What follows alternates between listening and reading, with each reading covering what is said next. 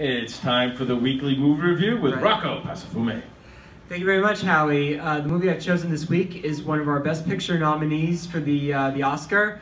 It is none other than The Shape of Water, which is directed by Guillermo del Toro, and it stars Sally Jenkins and Octavia Spencer.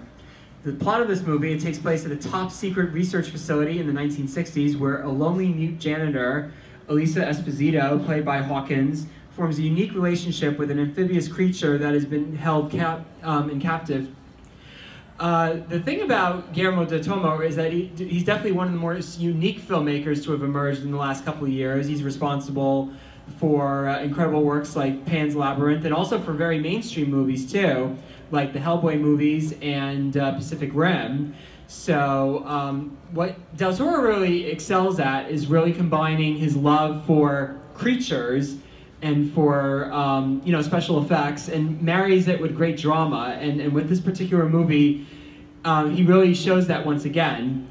I think the thing you'll notice about this movie is it's very, very poignant, and especially with the main character who has no dialogue, basically. So a lot of the story is driven purely by symbolism. There's a lot of symbolism that takes place all throughout the story, and like I said, there's a lot of poignancy in this movie, and I think that you don't see a lot of movies with this kind of combination of special effects as well as, just good, solid storytelling. While the movie, doesn't have the most unique, characters and plot imaginable, I think most people very much appreciate this story because it's a story about basically being an outsider, and I think that's going to touch with a lot of people, regardless of whether you like stories where your characters have costumes or not. So he excels at making these kind of very unique looking kind of characters marry very much with the kind of great drama that we all know and love and why we go to the movies.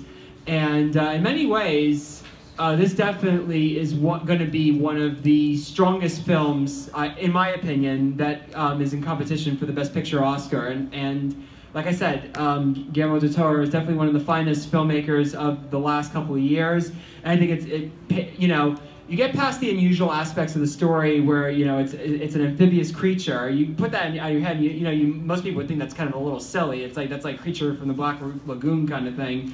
But I think if you get past that, I think that you'll realize that regardless of how unusual this movie may seem, it definitely wins with the kind of great drama that why we love going to the movies in the first place. So I think this is a really fantastic movie.